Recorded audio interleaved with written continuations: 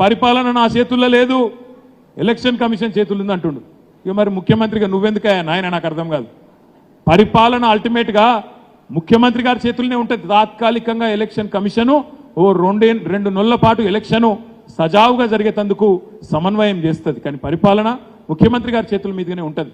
కానీ రేవంత్ రెడ్డి గారికి అది కూడా తెలియదు పాపం.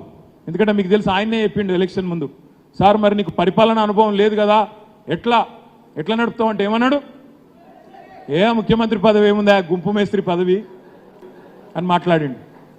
ఆయననేమో గుంపు మేస్త్రి ముఖ్యమంత్రి, ఇక ప్రధానమంత్రి ఏమో తాపీ మేస్త్రి. ఇద్దరు కలిసి తెలంగాణకు సమాధి కట్టే చక్కర్లు ఉన్నారు. నేను మీకు అందుకే చెప్తున్నా, వాళ్ళు సమాధి కట్టే చక్కర్లో ఉన్నది మనకే, మన తెలంగాణ పార్టీకి, మన పార్టీకి సమాధి కట్టాలనే రెండు పార్టీలు ఇవాళ ఒకటై కలిసి పనిచేసే ప్రయత్నం చేస్తూ ఉన్నాయి.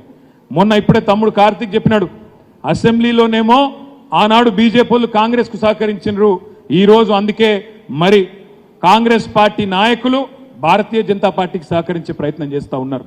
కానీ అర్థమైపోయింది రేవంత్ రెడ్డి గారికి కూడా, చేవెళ్లలో గెలిచే పరిస్థితి లేదు అనే విషయం అర్థమైంది. అందుకే నిన్న మొన్నటిదాకా ఇన్ఛార్జ్ అని పెట్టుకున్నాడు, ఇప్పుడు తప్పుకున్నాడు, సైడ్ అయిపోయిండు, పక్కకు పోయిండు. ఎందుకంటే మళ్ళీ ముఖ్యమంత్రి గుండి సీటు ఓడిపోతే పరువు పోతుంది.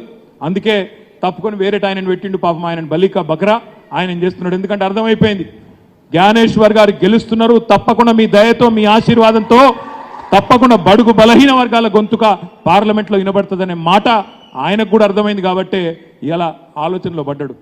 రంజిత్ రెడ్డి గారు పార్టీ మారిన తర్వాతనైతే నిజంగా కూడా చాలా చాలా దారుణమైన, నేను చూస్తూ ఉన్నా సోషల్ మీడియాలో పిల్లలు తిడుతూ ఉన్నారు, నీకు ఏమైంది, ఏం పుట్టింది, ఎందుకు మారినావు పార్టీ, ఏం అక్కర వచ్చిందని అడుగుతూ ఉన్నారు. రాజకీయాల్లో గెలుస్తాం ఓడతాం, అయితే పారిపోతామా, రణరంగం విడిచిపెట్టి పారిపోతామా? ఆలోచన చేయాలి. రాజకీయాల్లో ఒక ఎలక్షన్ ఓడతాం కావచ్చు, ఒక ఎలక్షన్ గెలుస్తాం కావచ్చు, అయినంత మాత్రాన్ని వెళ్ళిపోతామా?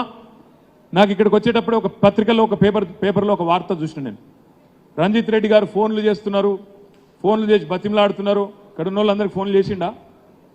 చేసిన వాళ్ళు ఒకసారి చేయలేవట్టు, ఎవరో వాళ్ళకి ఫోన్లు వచ్చినాయో? అదే అందుకే అండి, ఎవరో